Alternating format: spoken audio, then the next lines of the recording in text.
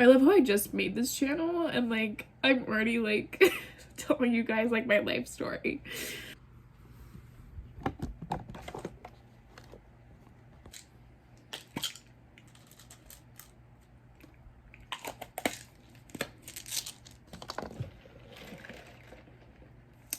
Hi guys, welcome back to my channel, or if you're new here, welcome to my channel. My name is Avanna, but you can call me Ava. And today, this video is going to be more serious than anything I've ever filmed on this channel, because this is a very important subject to me that I really want to talk about and get out there.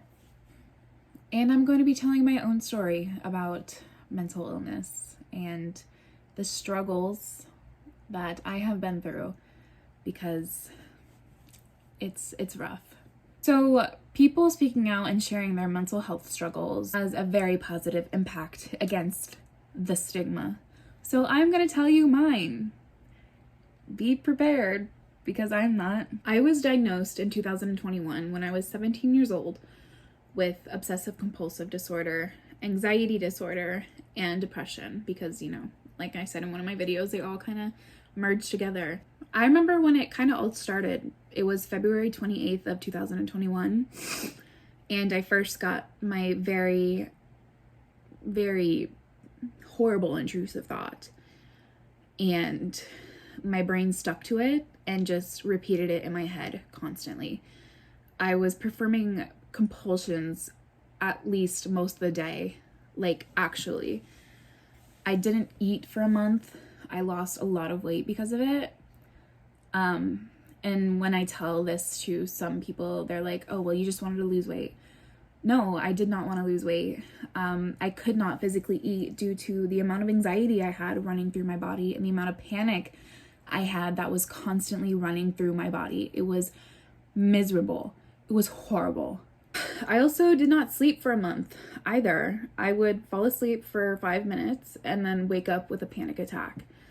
During this time, I was also diagnosed with physiopsychological insomnia.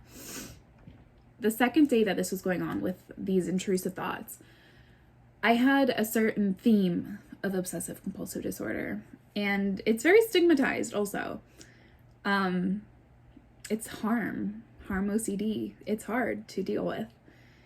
It attacks things that you love the most, and it attacks yourself. Remember, I told my mom instantly. I was like, listen, this is all going on, and I need to see somebody. Kept begging her to find a psychologist, and she did. And I think it was because she saw the amount of weight I was losing and that I never ate. And she would walk in when she was getting ready for work at like 6 a.m. and I was still awake because I could not sleep.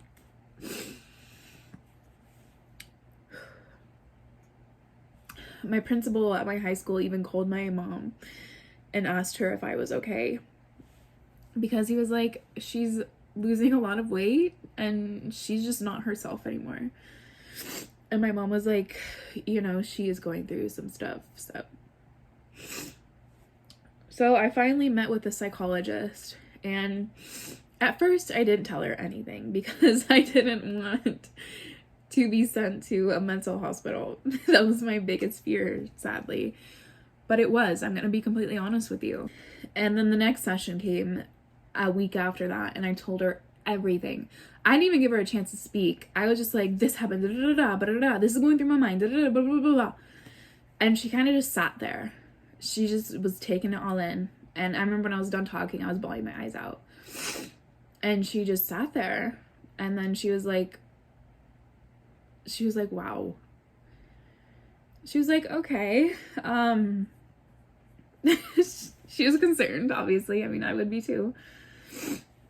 And that's when she told me that it sounds like the chemicals in my brain are extremely imbalanced, and that therapy and medication combined is going to help the most.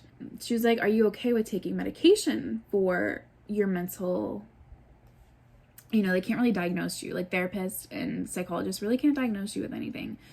So she was like, are you okay with seeing like a psychiatrist and starting medication? And I remember I was just like, yes, anything that can help me. I don't care what it is. I just want it to end, like now. So I was put on the emergency list to see their psychiatrist, and I saw the psychiatrist, and that's when I was diagnosed with obsessive compulsive disorder, generalized anxiety disorder, and depression. And it was kind of like, you know, I was scared to get those diagnoses, but at the same time, it was just a relief to finally understand what's going on in my brain. After talking with a few psychiatrists, I've been through a few psychiatrists, I started to develop obsessive compulsive disorder back when I was like 8 or 9 years old. And I remember my first compulsion and intrusive thoughts was that I was going to hell, and I was terrified to go to hell. So every night I would pray 100 times in my head, and then I would go to sleep because I was terrified that I was going to go to hell. Like the end of 2022, I met with another psychiatrist, and I told her everything that was going through my head and what I was dealing with. And for my obsessive compulsive, I was put on Luvox. I had my most severe panic attack on Luvox. Remember, I was supposed to be leaving my job like early for explosion response therapy. And on my way there, I turned around and sped the fuck home because I felt like an attack coming. And when I was like 5 minutes away from my house, I got such a severe panic attack. I thought I was dying. Like, everyone says that, but I thought I was having a heart attack. I pulled over for 1 second, and then I just went back on the road, and I sped. I was doing 15 to 25 mile per hour zone because my grandparents' house was very close to where I was. And I sped in there, and I instantly jumped out of my car and ran to the door. And my grandma was in there, and she's like, hey. And I was like, Grandma, I was like, I'm dying. Take me to a hospital. Like, we need to go see a doctor. And she kind of knew what was going on with me because back in 2021, I really only wanted to be around my grandma because I just felt comfort around her. And during that time, I got a tattoo in her handwriting that says the sun will rise. It's my favorite tattoo. This year, 2023, has been hard.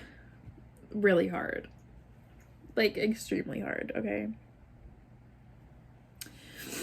So I saw that same psychiatrist again, and she diagnosed me with bipolar disorder and put me on Lamictal. I didn't take the Lamictal because I am not bipolar. I knew that.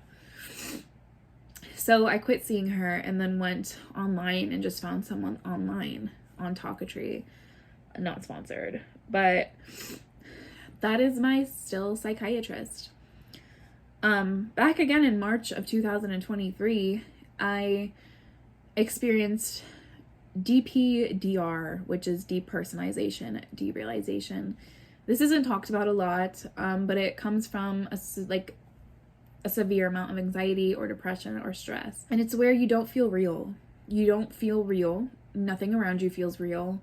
You feel like you're in just like a set of a play. Like, houses don't look real, people don't look real. And I started to become very paranoid. It was getting really scary for me. I thought I was losing my mind, like, actually. I could not drive anymore. I could not drive. So my mom had to take me to work, and she was always pissed off. And I remember I was on my way to work. I was like, okay, I'm gonna drive. And I pulled over into a parking lot, and I called my mom, and I was like, Mom, I can't do it. I can't. I'm too scared. Like, I'm terrified. And my reason for it was because of obsessive thoughts about passing out while driving or something like that. And my mom was so pissed. So she picked me up, and I remember on my way to work that day, I was just crying.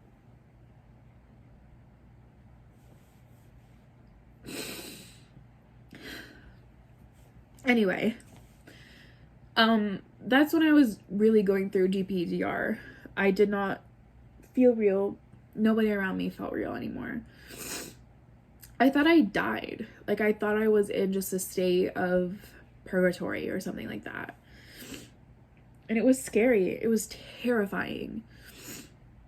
My OCD was getting pretty bad again, just with the obsessive thoughts. Panic attacks were happening all the time.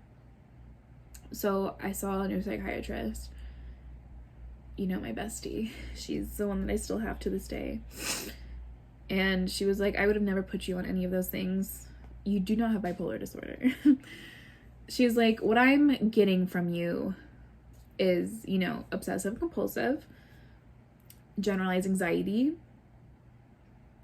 panic disorder, and, you know, the depression that goes along with all of those things.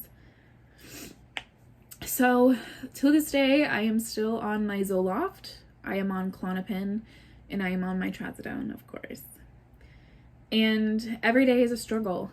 Every day is a struggle, whether it's just getting out of bed, whether it's just leaving the house, whether it's just cleaning my room, whether it's just going to see family or friends. And it sucks to have family that really doesn't understand what you're going through. You know, I'll be called a brat when I'm just dealing with a lot of anxiety and I don't want to see anybody. Isolation, that's what I do. I remember my psychiatrist asked me yesterday, she was like, what would you be doing now in your life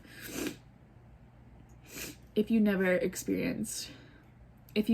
had, you know, anxiety and obsessive compulsive disorder? And I had to like sit and think for a second.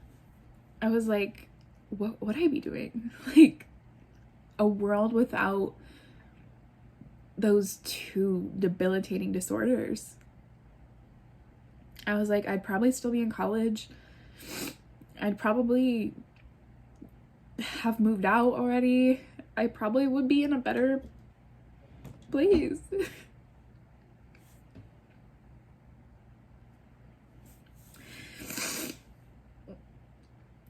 And I hate my mental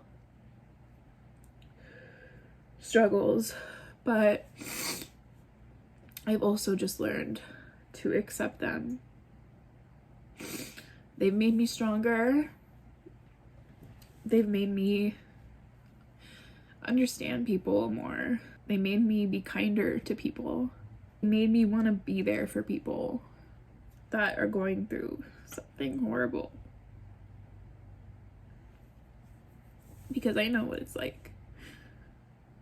And I know what it's like to be told that you're faking it all.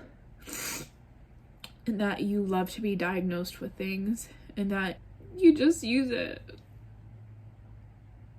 as an excuse.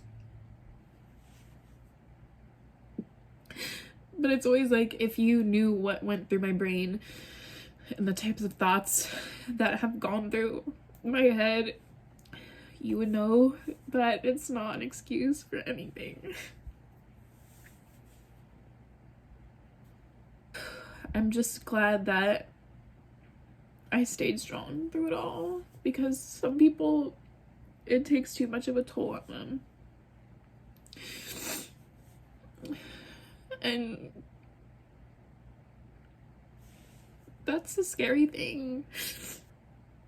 I love how I just made this channel and like I'm already like telling you guys like my life story.